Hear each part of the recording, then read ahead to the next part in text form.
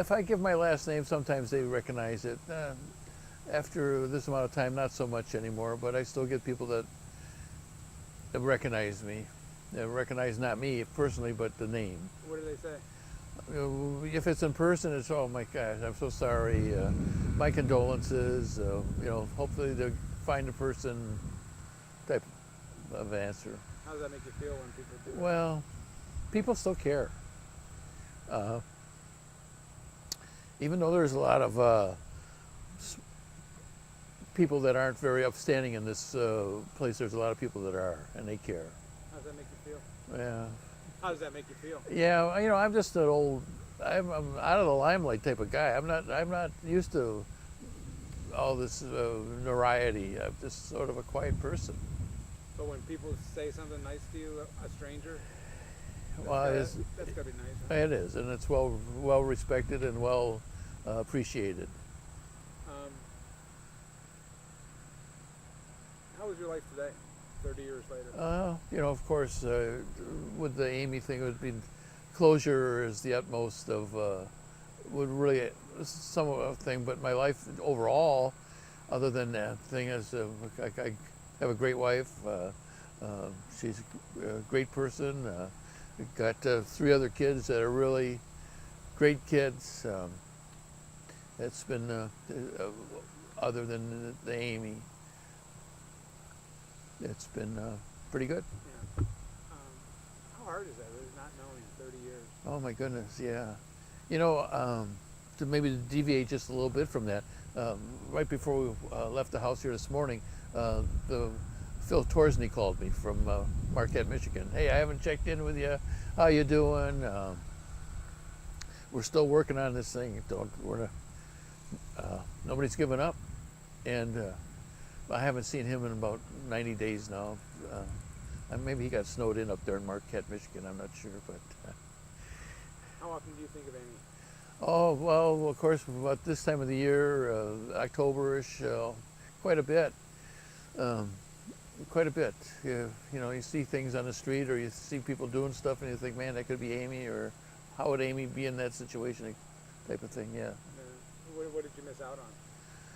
Well, she'd be 41 years old right now, and there has to be more grandkids out there, and she'd have been a successful. Should have been a successful person. What do you think she would have been? I don't know. She was extremely smart in school. I don't know. Did she have any aspirations? Did she want to be? Well, at her age, it was horses and animals. The girl thing, horses and animals. She made a statement once. She said, "I want to be vice president." I said, "Amy, why vice president?" Well, only men should be president. Wow. Yeah. Well, that was 1989 thinking. Yeah. Yeah. Take me back to that day in 1989. What do you remember about it? Well, 1989, I was still working for General Motors and had a meeting in Cincinnati, Ohio. And when I came back up on a Friday, Margaret was all scurried through the house, and and she said, "We can't find Amy. Amy, we can't find her." And that's what got that was the day there. Got home probably about 5 o'clock, 5:30 that night. You were in Cincinnati and she could not reach you because you had no cell phone Back then, I did have cell phone, but she did not reach me, no. Okay. And you were married to Margaret at the time, and you had Amy and Jason. Jason. Yes. And Jason was older or younger? Jason is 2 years, a little bit over 2 years older than Amy. Okay. So what did you do? Your wife was frantic. You can't Yeah. find Amy. What did you Well, do? she started calling, of course, all of Amy's friends. We took a ride around the neighborhood real quick, and I'm trying to think what else. My friend came in from Vermilion, and we searched that whole French Creek from Wolf Road all the way down to the lake, because you never know, Amy, she might be out in the woods someplace. And we walked that and looked for anything, called her name, and to no avail. Him and I came home that night, my friend and I, and then we went for got in a car. One of our friends at the time, we went for a ride around the city, just looking and hoping. And the thing I remember most, it was Friday. Let's say pick a time, 8:30, 9 o'clock at night, and there was Amy's bicycle still at the middle school, chained up. What did you think when you saw that bike? Yeah, that was not a good sign. When I saw her bicycle at the school, that was not like Amy. And then you didn't know what to think at that time. But you never did go out to her bicycle at that time to go home. That was the first time you guys spotted the bike? Yes. And that was several hours later? Or? Oh yeah, that was probably 9 o'clock as a number. Yeah. Do you remember your heart or your stomach? Oh yeah, it was just, you just feel that emptiness inside of you that, this is bad. As a sidebar or side note, that bicycle is still in police custody in Bay Village. How did you sleep that night? Oh, we didn't. You didn't sleep at all. This is before the real era of cell phones, and I remember Margaret sleeping in the kitchen underneath the phone. It was on the wall. The phone was hanging on the wall, but you didn't catch any sleep. What did you do? I just went to bed and tossed and turned and never slept. So. The next day. Well, the next day it was just craziness. We had a lot of people coming to the house. The system was not in full force, but there was a lot of concern with the police and the media, and it was all happening. It was all starting to get going. What do you think happened with Amy? Well, I have to believe what they say so far, that somebody called her. I mean, somebody had our number, and somebody called her, and Amy was, very polite, very, very nice, very polite, but if she didn't know you, she wouldn't approach you in the beginning and say hi. She was very reserved. I don't remember back then, but did parents back then talk to their kids about stranger danger? Well, yeah, You talked to her about it? Yes, we actually did have a code word that nobody could. If somebody went to the school and said, "Hey, I want Jason or Amy," if they didn't know the password, they were not to respond. We actually had that in effect back then. But Amy knew the password? Oh, sure. What was it? It's a Jewish word for crazy. What is that? Michigana. Michigana? Uh-huh. Huh. And whoever took her wouldn't have known that. No. So you think, why would she go with somebody then? Do you think? Well, she was. Margaret and her were the best of friends, and Margaret and I were on the rough edges of rough times, and she wanted to impress Margaret. Amy, was she a daddy's girl too? She was a Margaret's girl. I mean, but she also had a little bit of tomboy in her. So. Did you blame anybody back then? Well, you go through all this list of names and relatives, and right there in the beginning, didn't have any idea who to blame or any thoughts of who it could be. Did the police do enough back then? Oh my goodness, did they ever? I mean, this is back 30 years ago, and it happened, let's say around 8 o'clock or 7 o'clock at night, and to be on the local TV stations already with her picture on there, that's wow. So she's, from the very day she disappeared, she's been on TV? Yes. That's very day. Why the sense of urgency, do you think? Well, from what I've been able to read, over 24 hours, you got bad chances of resolving the case. You got a crazy caller around that time, didn't you? Yeah, we had calls. That was a little bit later in the week. Later, maybe a week or so afterwards, I had one crazy call. A guy was in Euclid, claiming to be either Amy's abductor or know where Amy was. You always got these people that react to the media that want to be. The media draws out the crazy people, Does that anger the you? wannabes. Does that anger you, or what is it? The anger me, well, it gets your hopes up. Maybe this is for real. And anger, no. No. Pity on the person, no, but no anger. The suspects, that teacher who fled to Key West. Well, yeah, they've, What do you think of that teacher? well, I don't have any opinion about it, but what happened on that is when you got the FBI and the Bay Village Police and the police down there, everybody investigated this guy. Said, this is not who you're looking for. I mean, that guy didn't get off without being thoroughly checked out. So you don't think he's responsible? No. And the horse ranch. Yeah, well, that was a crazy thing. Margaret had a part-time job, and she, I was working, of course, and then she would be at this place, and Amy would ride her bike probably a mile and a half or 2 miles to the horse ranch, and spend, go horseback riding. I don't know if she went without. She took lessons even by herself, and. You have no idea who did it, huh? No.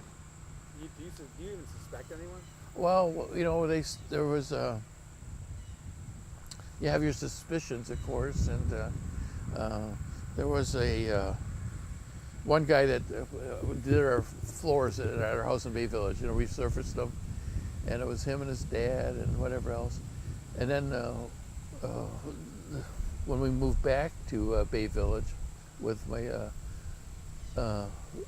with Georgette, my wife right now, we had the same people come into our house and do our floors there, and that would have been a good suspect. There was what happened to him? I shouldn't laugh. Sorry. What happened to him is I thought that was a strong possibility because he was in the house, saw Amy, had a good chance. That fellow right now, I believe, is in prison, and it was not because of Amy. He did get a hold of somebody. He lived out in Seven Hills or someplace in that area, and killed somebody. And when the police got there to his house, they caught him in the backyard burying the body. Not related to Amy. And he was a mental. Well, I don't know. Adult, wasn't he? Yeah, he was an adult. I don't want to. Yeah, I think I remember the case. I don't want to say the name or anything, Right, but no, I remember. Okay. I think I remember that case. Yeah. Was he investigated? Oh yeah, Okay. yeah, but not the person.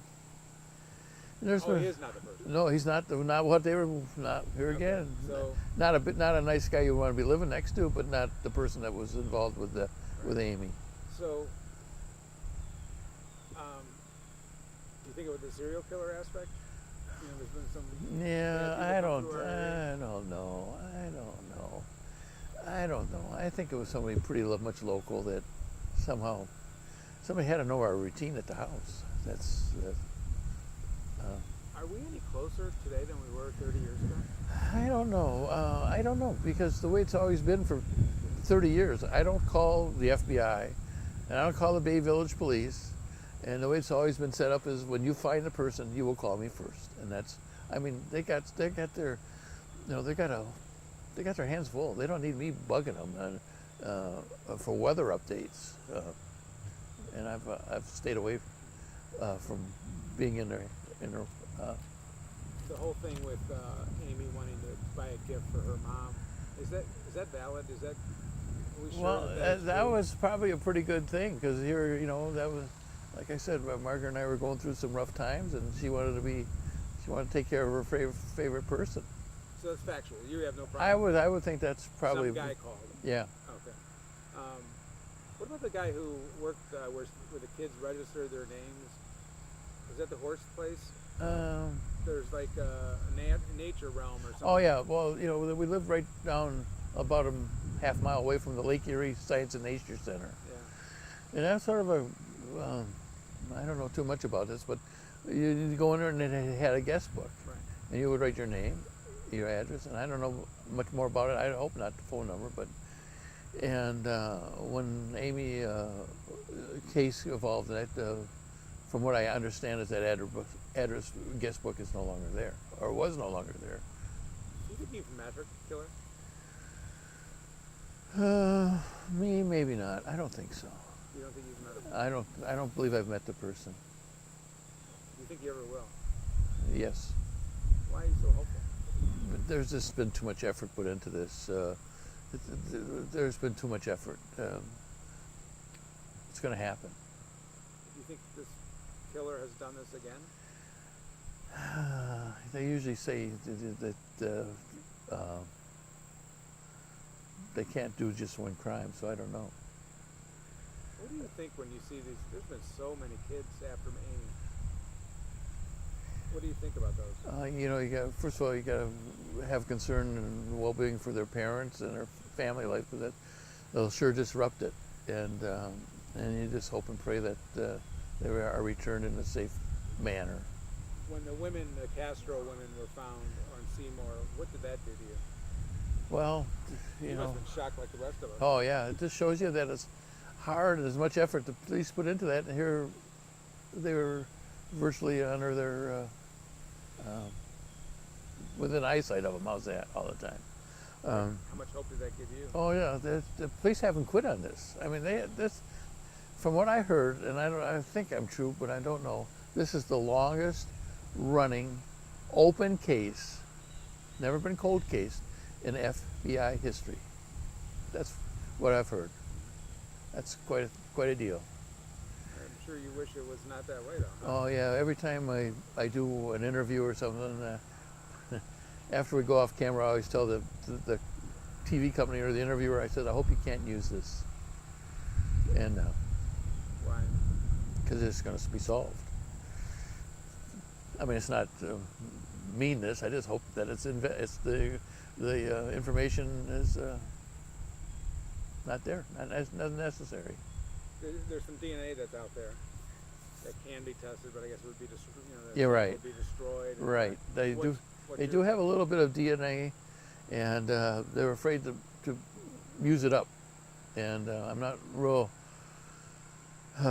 cognizant of DNA. I got a little bit of an idea, but apparently once you use the sample, it's gone. So they're just hanging on, just holding back a little bit, and to see what happens. You like that idea, or what would you do? Well, if to run DNA and you don't have any person to point it to, then you're just you're not accomplishing anything right now at this time.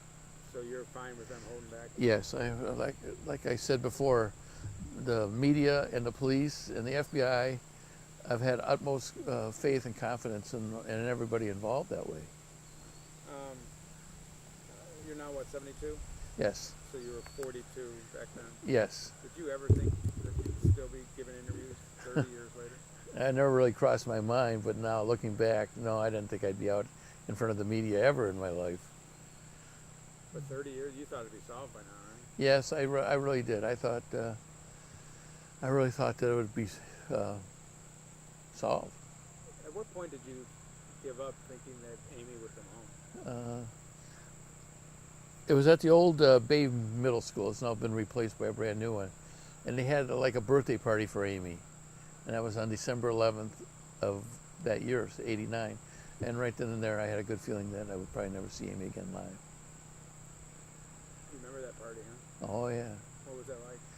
It was, for me, one of the saddest days that I've ever gone through.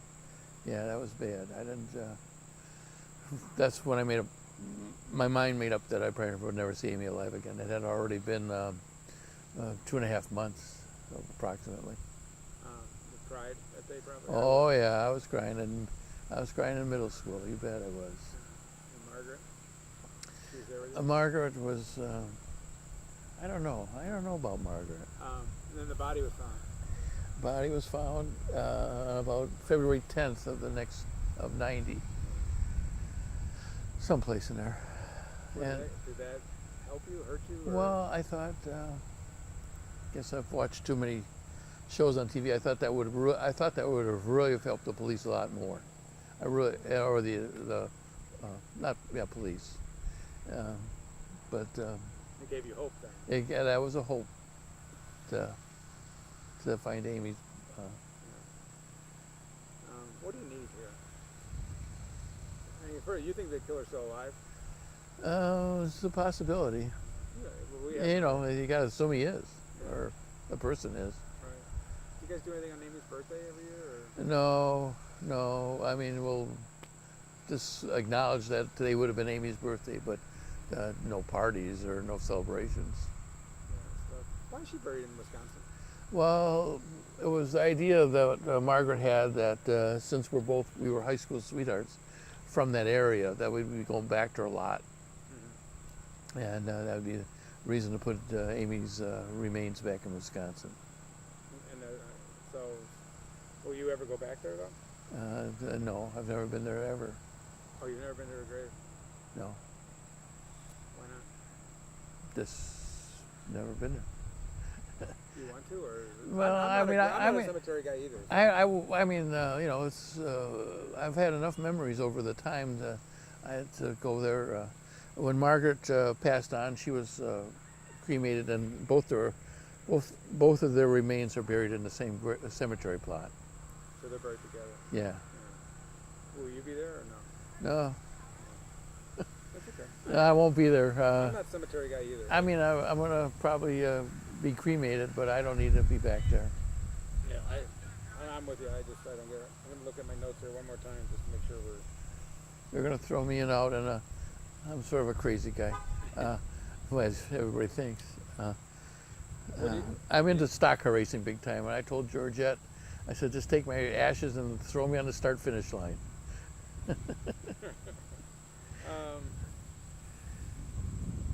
So we did ask you, do you believe justice will ever be served? I'm sorry? Do you believe justice will ever be served? Yeah, I don't know. As long as the person's alive, yeah, justice will be served. And why don't you give up hope? Why aren't you just like angry? No. Why? You can't do that. Why? You always got to keep the candle lit. You got to keep going. You got to keep thinking that it's going to be solved. Why? I mean, what gives you hope? I mean, nothing's happened for 30 years. Well, if without the involvement of the people surrounding me, the media and the police, I probably would have given up hope. But to go backwards, they've never given up hope because it's never been a closed case. And that's why, because the media and the police have not given up you. And friends. But how do you not lose faith in the police? Oh, no, you can't, because those guys, that's a heck of a job to have. I mean, I wouldn't want that job. Too scary. You know what they want. Oh, Right? yeah.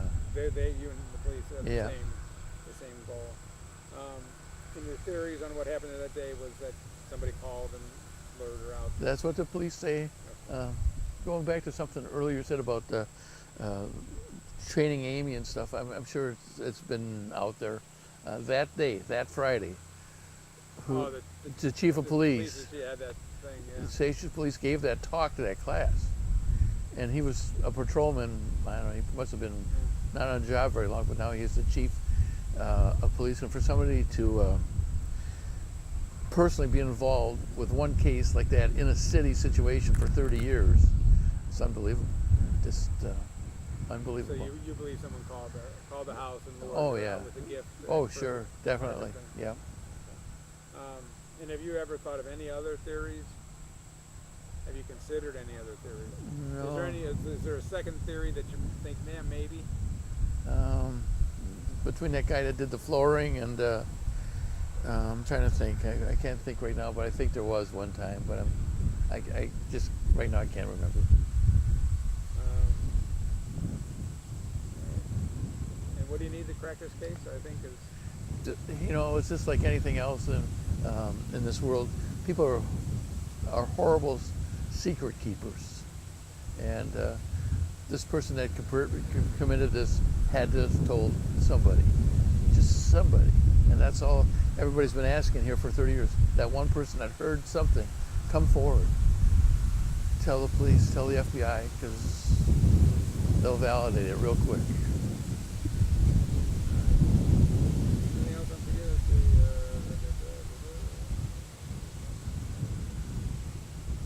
Was Amy a trusting person then? She would trust somebody? Yeah, like I said before, she was, right? If she didn't know you, she wouldn't be here talking to you. She'd be real polite and whatever, but else she wouldn't warm up to you unless she knew you.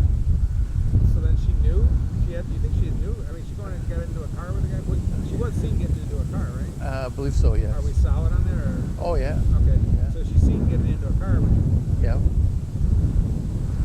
She doesn't trust strangers, so that tells you somebody she trusts? And it sounds like an inside situation. Yeah. Yeah, we've learned a lot by doing this. You know, here's 30 years back. They had unlisted phone numbers. Nobody ever had them, but well, if you got a listed phone number and you got available to kids, you sure want to make it unlisted. Don't make it easy on somebody finding that number. Thank you very much. I appreciate it. Two things, Phil. Two things. Number one, if he could talk about the school birthday party one more time, because the wind was blowing pretty bad and I was getting wind noise right then. Okay. And then also the last thing you said, if anybody knows anything, Yeah, talk about the school a little bit. How did that party idea come about? Whose idea was Well, the there was a people. You know, the one thing about Bay Village is it's a close-knit community. I mean, it's a small community, and the birthday idea, they decided the school, I think, but I'm not sure. But between the parents and whatever else, they decided to have a birthday party at the old middle school for Amy. And you went.